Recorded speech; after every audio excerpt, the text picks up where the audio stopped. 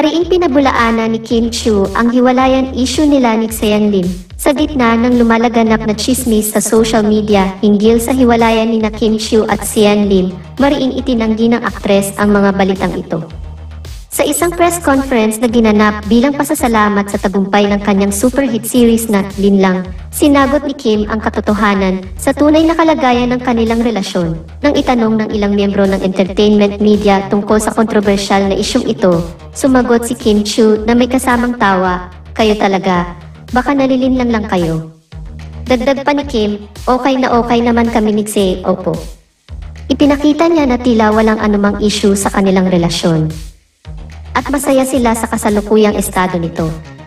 Binigyang diin niya na bagamat mapanlinlang ang mundo ng showbiz, naroroon pa rin ang kasiyahan at pagkakasunduan sa kanilang pagsasama.